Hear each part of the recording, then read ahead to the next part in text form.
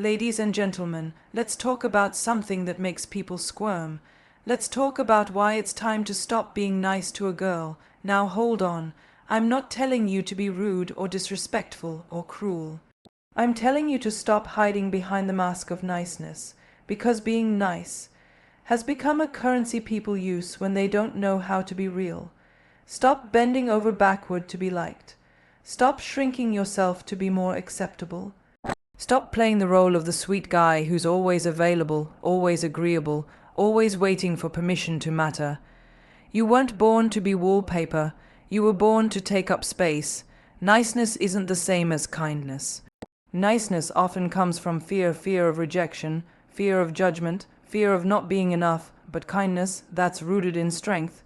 Kindness doesn't need validation. Kindness says, I see you, but I don't lose myself trying to keep you. Let me ask you this, why are you so afraid of being disliked? You were not put on this earth to earn approval like a gold star in kindergarten. You were meant to be respected, and respect only comes when you stop trying to please and start living in truth. Do you want to be seen as a doormat, or do you want to be seen as a force? Because trust me, a girl doesn't want a man who's always available. She wants a man who's aligned. A man with direction, a man who isn't afraid to say no. Being nice is easy, being authentic is power. So stop being nice to her because you think it's the only way she'll stay. Start being honest with her because you respect her enough to show up as your whole damn self. You don't need to chase, you need to lead. Be bold, be kind, but never be small. It sounds good on the surface, doesn't it, being nice? Society has drilled that idea into us from the time we were kids. Be nice, be polite. Don't argue, don't raise your voice. Smile, nod, say yes. And somewhere along the way, especially in relationships, being nice turned into something else. It stopped being a reflection of character and started becoming a performance. A tool for approval, a weapon against our own identity.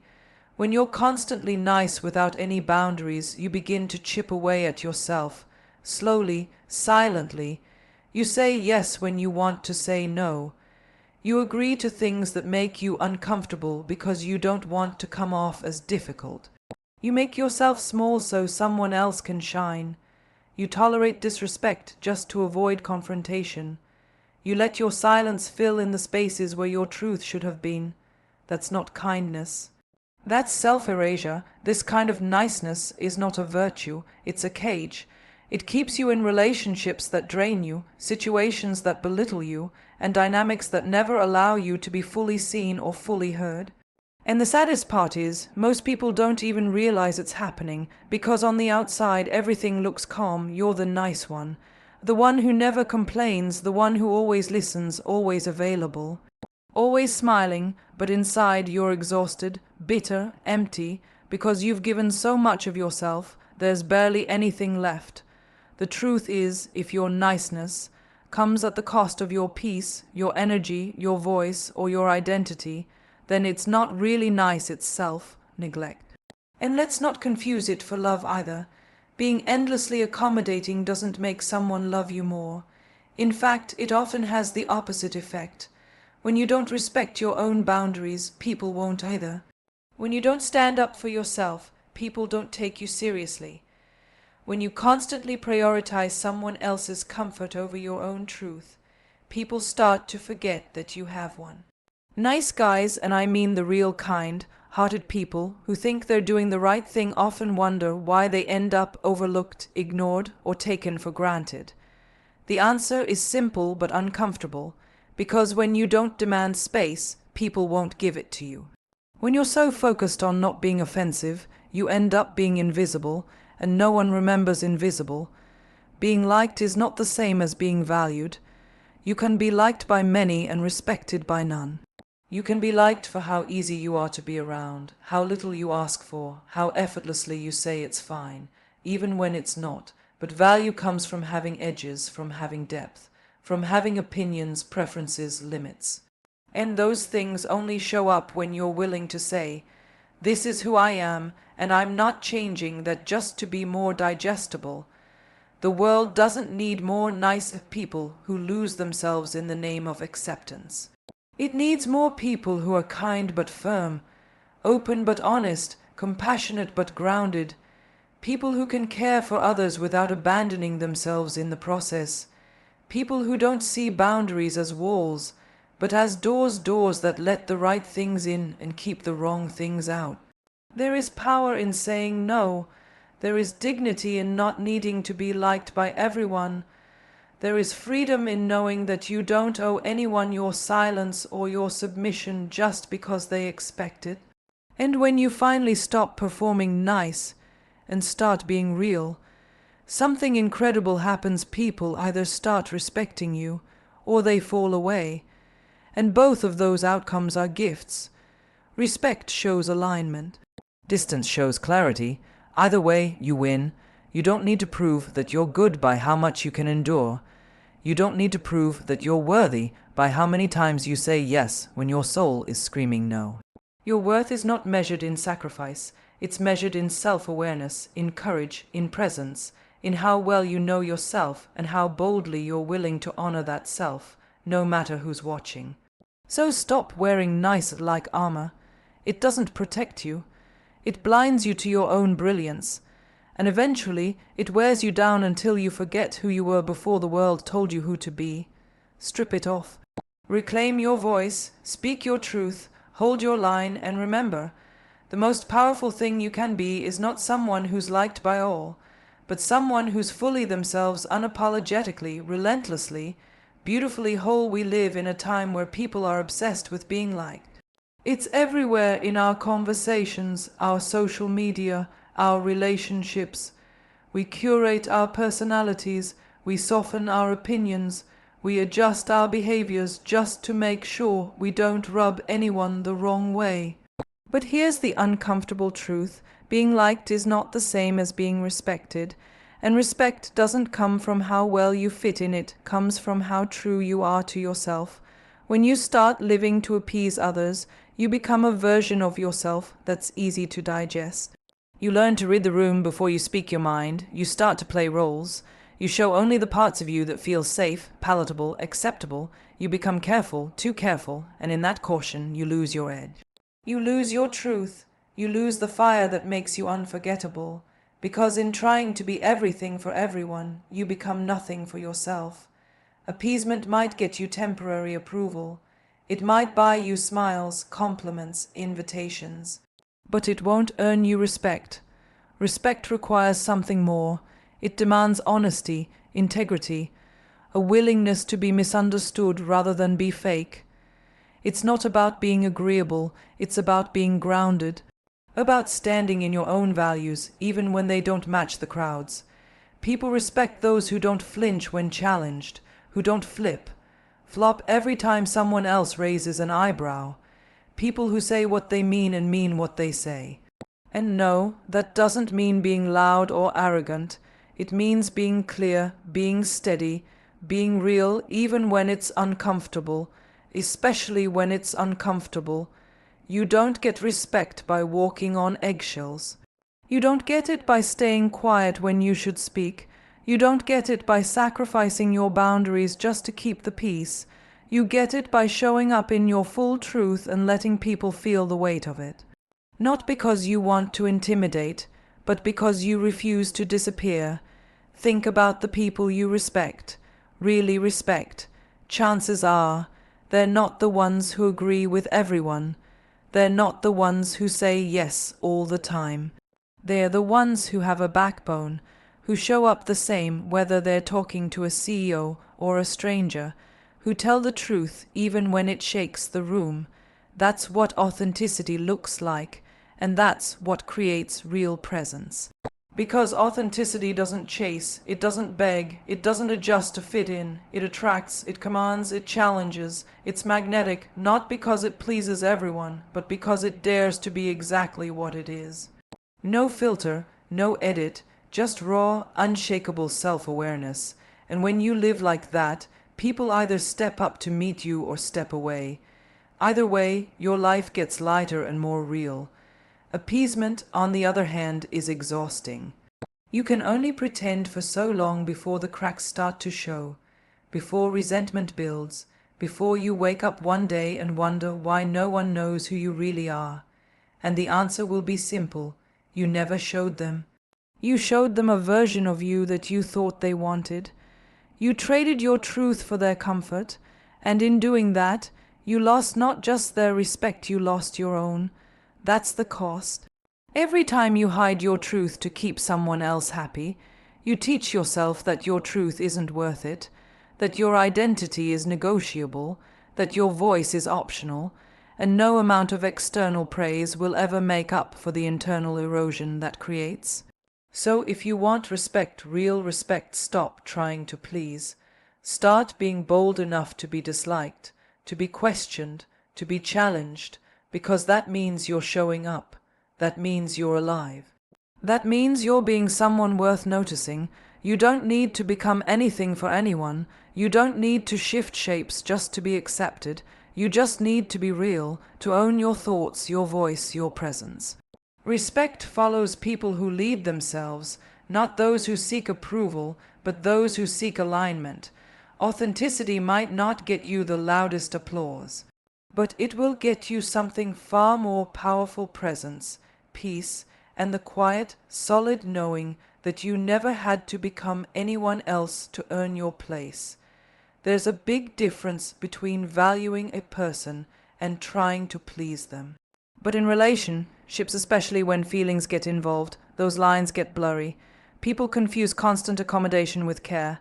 They think if they do more, agree more, sacrifice more, it will prove how much they care. But here's the hard truth. Trying to please someone all the time doesn't show love. It shows fear. Fear of loss, fear of not being enough, fear of being alone. And fear is a terrible foundation for any connection. When you genuinely value someone, you respect their individuality.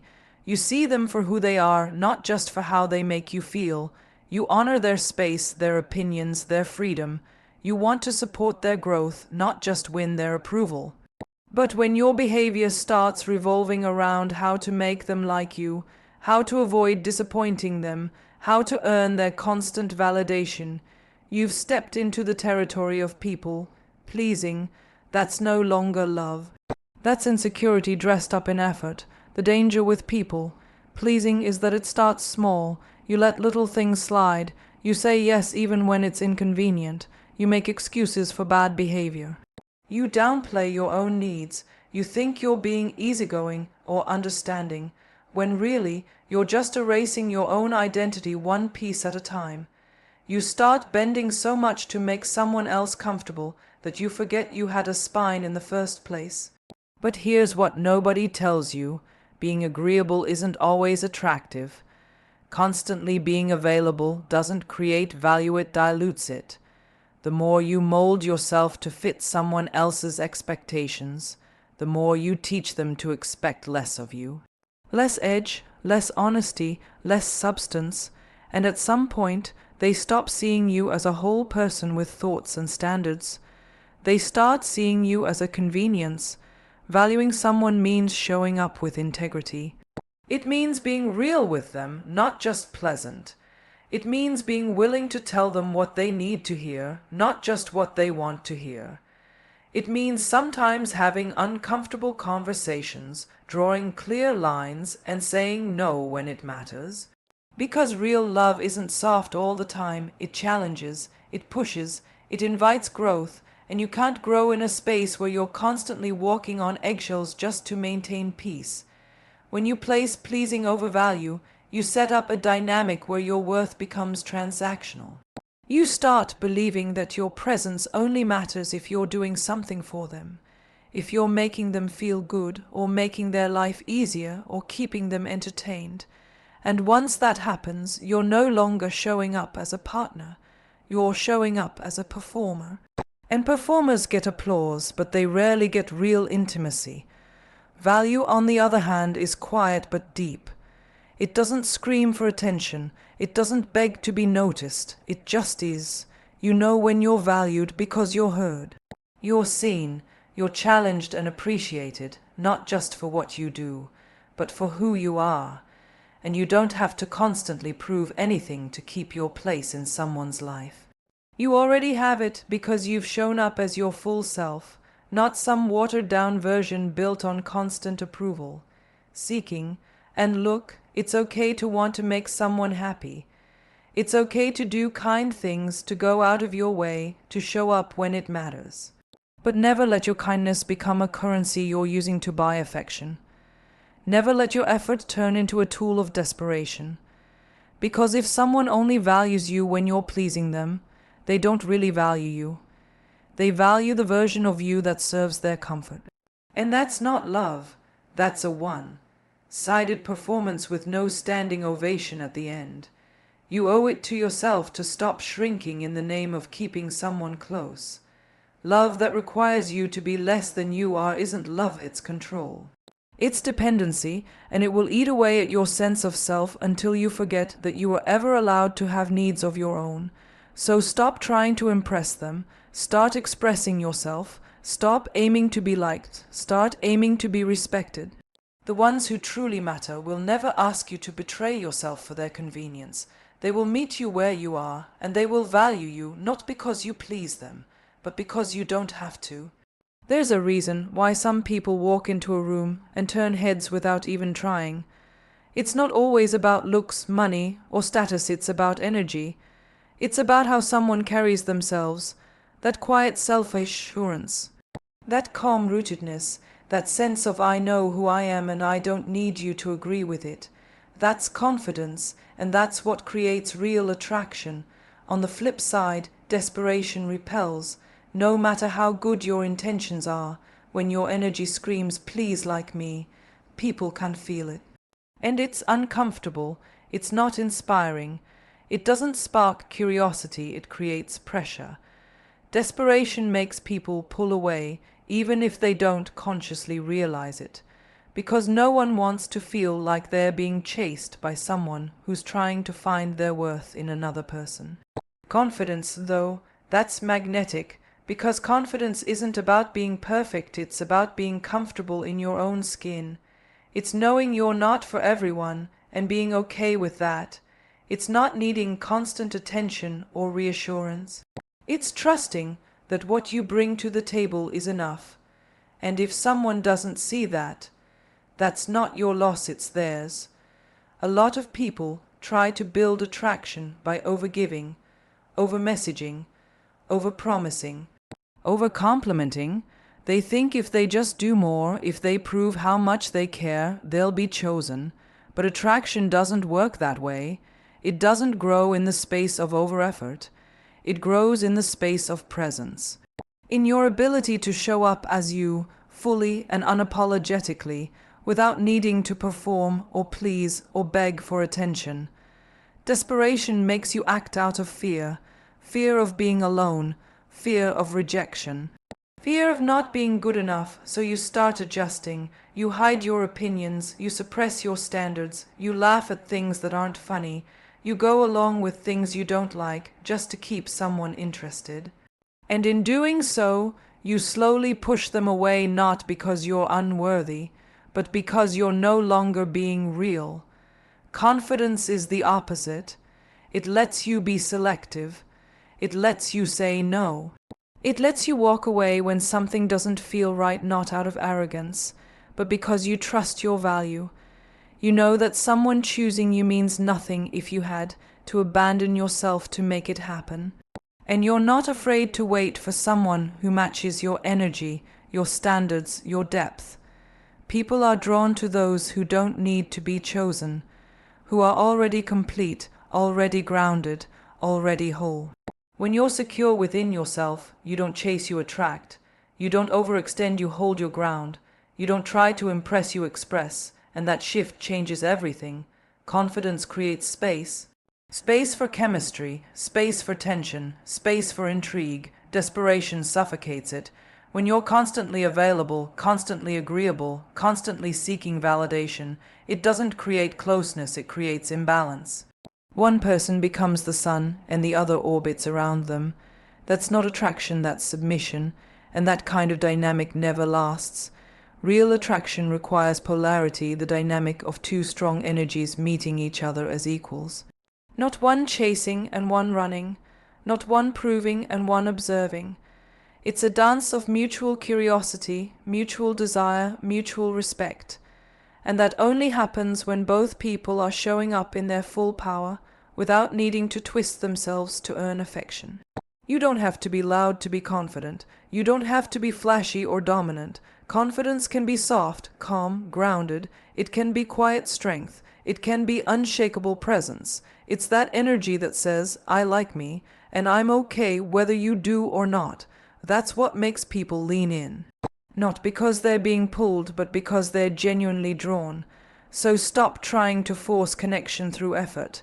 Start letting it happen through authenticity. Show up, be present, hold your standards, own your energy.